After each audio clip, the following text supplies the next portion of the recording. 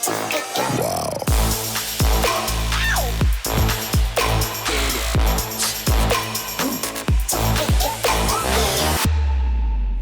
estamos de volta com o nosso ACAPS Podcast, nosso segundo dia, nessa segunda noite, de muitas entrevistas, de muito conteúdo. Bom, para você que está chegando agora, esse podcast aqui, gente, é para a gente bater papo com empresários, com especialistas do ramo do varejo, do ramo supermercadista e também para a gente falar um pouco da economia capixaba.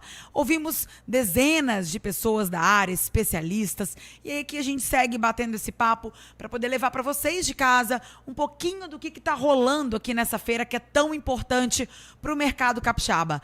Estamos na 36ª edição da ACAPS Trade Show e a cada ano que passa a gente observa o crescimento não só da feira, mas também o crescimento dos expositores que estão aqui atuando, fazendo o seu networking, fazendo o seu trabalho e fazendo vendas, né? Porque a gente está aqui para fazer vendas, eles estão aqui para fazer vendas e muito trabalho rolando e acontecendo aqui nessa feira que há tantos anos movimenta a economia capixaba. Para a gente encerrar a nossa noite com o nosso entrevistado, a gente vai falar de frios e congelados, práticas para eficiência nas vendas. E para isso, estamos aqui com o nosso convidado de honra, ele que é gerente de vendas da Frigocenter, Luiz Carlos Teles. Seja bem-vindo. Muito obrigado, obrigado pelo convite. A gente que agradece. É a primeira vez no Espírito Santo? Não. Com o nosso stand, nós ficamos alguns anos sem participar efetivamente da feira, retornamos agora. Então, mas é uma feira que a gente visita todos os anos. E aí eu já aproveito para te perguntar, né? A comparação dos anos que vocês estavam para agora é um crescimento absurdo, muito, né? Muito. E esse ano particularmente chamou a atenção porque está muito movimentada a feira desde o primeiro dia. Sim. Ela tem um pico hoje, né? No caso, o segundo dia, mas ontem foi muito forte também. Legal. Bom, vamos falar de frios, congelados, práticas para eficiência nas vendas. E eu queria que você começasse comentando como os consumidores, eles querem praticidade, precisam cada vez ganhar mais, distribuir tempo em tanta atividade, enfim, casa, trabalho, hora do lazer, filho e tudo mais. O setor de frios e congelados tem ganhado muito destaque no cenário, no mercado de consumo, né? Sim. Como o setor pode entregar o que o consumidor quer, o que o consumidor precisa, tendo eficiência nas vendas, com a competitividade também, Sim. né? O mercado de frios e congelados é um mercado muito interessante. Uhum. Ele não depende exclusivamente de uma mudança de hábito. Lógico que é o que move, né, a grande maioria dos produtos. Mas é um setor que depende também um pouco de tecnologia.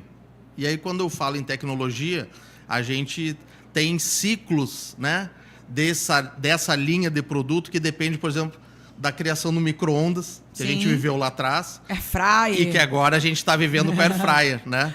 Então, o desafio hoje e para a indústria, né, de congelados e de resfriados é entender também esse movimento e se adaptar a essas novas tecnologias, adequando os produtos, primeiro a um fracionamento, né? A gente está vendo uma redução nas famílias, no tamanho das famílias. Então, hoje a pessoa mora sozinho ou é casado, sem filhos. Ou no máximo um filho. No máximo um filho, um pet, Uhum. né? E aí a indústria ela tem que entender esse movimento, né, de consumo, mas também a gente está vendo uma adaptação muito grande em relação a desenvolvimento de produtos para air fryer nesse momento. Perfeito. Então, hoje, o grande movimento é cada vez mais achar um produto que se adequa. Então, vamos pegar um produto antigo no mercado, que é a batata pré-frita. Hoje já tem uma chamada de algumas indústrias dizendo assim... Batata pré-frita, que você fala batata congelada. Isso, a batata congelada pré-frita. Essa funciona bem na air fryer. Então, já tem essa movimentação do mercado para atender essa demanda. Legal. Quais as particularidades e os desafios da venda nessa seção de frios e congelados?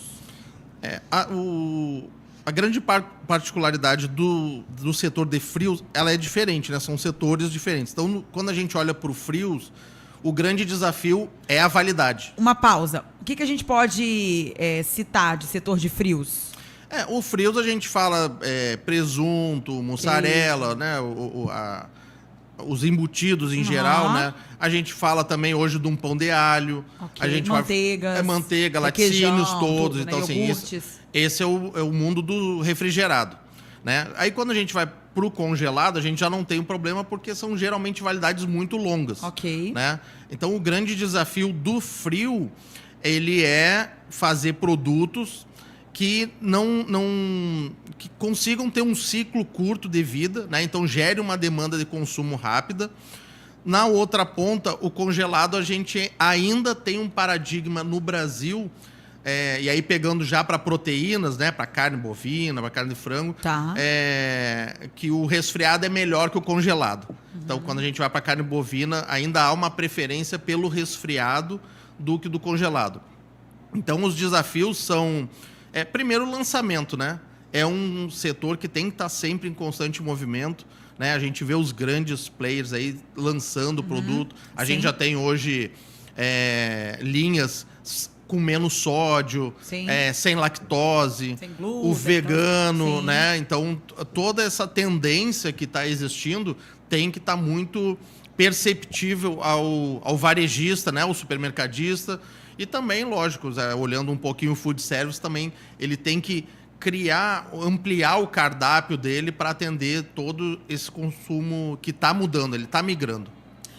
Se você pudesse... Há quanto tempo você está nesse mercado? 15, 20 anos. Perfeito. Se você pudesse comparar para a gente qual a principal mudança de consumo de 10 anos para cá? A gente viveu um momento recente muito forte do veganismo, né? Sim. Ele continua forte, ele continua existente, ele precisa estar presente no ponto de venda, mas há um pequeno movimento de retrocesso, né? Então, primeiro, a pessoa tem que consumir produto sem ser de origem animal, mas em algum momento a gente está começando a ver que há um espaço de retorno nisso, né? E a gente olhando o próprio consumo das famílias mudou, né? A gente passa, então, a ter produtos de preparação rápida, né? Okay. Então, nesses anos, a gente praticidade, né? Exatamente. A gente tinha a mãe, né? Como do lar, né? Que dona de casa, exatamente. Havia um consumo maior até de legumes, de FLV, que chama, né, frutas, legumes, verduras, no cardápio, e isso foi migrando para atender essa praticidade. Os nossos, né, essa geração mais nova também, ela é mais dinâmica, né? Então, assim, são multitarefas, né? Então, o tempo fica cada vez mais escasso. Vamos combinar que não são tão dedicados à cozinha, não, assim, né? Nada. O que vem pronto vai ser sempre melhor, né? Mas tem uma observação importante que a pandemia trouxe. E que hoje os influencers, né, que a gente fala aí da gastronomia, cada vez mais a gente vê as pessoas em casa querendo, né, reproduzir os pratos que o influencer faz, que indica, exatamente, tá internet, quer postar no Instagram para ficar bonito. Então isso também é uma tendência de mercado. Agora, pensando nas estratégias, quais são as efetivas que somam para o aumento das vendas na seção? Ou seja, o que vocês orientam, o que os supermercadistas têm feito de estratégia para poder aumentar tanto a parte de resfriados quanto a parte de congelados? Sim. O essencial é que a gente fala a exposição, né? A layoutização dos produtos é essencial, né? A circulação, a análise de circulação dentro da loja, o fluxo de entrada de consumidor, até o campo visual, colocando os itens de maior valor agregado na altura dos olhos, né? Então, tudo isso influencia muito na venda, né? Lógico, a gente está falando do básico, de uma limpeza, né? De uma circulação fácil, então tudo isso é muito básico para o supermercadista. Mas a layoutização hoje, o mix de produto, e aí é um desafio também, porque cada vez o supermercadista ele tem que ter mais itens em menos quantidade, para não causar ruptura, não ter perda, não ter avaria, mas ter um mix adequado para a região que ele atende. Então, tudo isso é muito importante para alavancar a venda do lojista, né? E Eu não sei, pode ser uma impressão minha, mas eu acredito que principalmente no que você falou de resfriados, né? Sim. Essa questão da perda pelo tempo de validade, Sim. o congelado você acaba agregando um pouco mais de tempo, Sim, né? sim, A sim, perda é sim. menor. Hoje em dia, as pessoas buscam cada vez mais tudo fresco, né? Cada vez mais produtos frescos, o consumo imediato, aquela Sim. coisa. Mas, ao mesmo tempo, as pessoas também querem o produto cada vez mais natural, com Sim. menos conservantes, Sim. né? Com menos condimento. Isso faz com que o produto tenha um tempo de validade cada vez menor. Cada vez menor. Como que vocês trabalham isso? Como que a gente faz para poder agregar o tempo de consumo, que não pode ser... Essa perda não pode ser tão imediata, Sim. mas também tendo essa coisa saudável, né? De cada vez menos... Sim. É difícil, né? O desafio para toda a cadeia é a logística. Né? Então, se a gente pegar, por exemplo, de um resfriado, que é a massa fresca. Aham. Né? Então, tu pega a massa fresca, ela tem uma validade média entre 45 a 60 dias. Então, ela sai da indústria. A indústria não tem hoje, salvo grandes redes mercadistas de entrega direta, ela tem que utilizar um distribuidor. Ok. Por causa do fracionamento. Porque se tu vamos colocar uma caixa com 18 unidades, 15 unidades, né? Aquilo vai se perder porque a data é muito curta. Certo. Vai ter perda, vai ter avaria, vai ter troca. Então ele utiliza o distribuidor que a gente tem a capacidade de fracionar, entregar 3 pacotes, 6 pacotes. Então, ela sai da indústria com 45, 60 dias, ela chega para o distribuidor tem que entregar no mercado e isso tem que girar tudo dentro desse tempo. Então, o fracionamento, ele é muito importante, né? Essa logística, esse controle de ter um promotor na loja para controlar a entrada de produto, né? Que a gente chama do FIFO ou FEFO, dependendo do segmento que a gente está.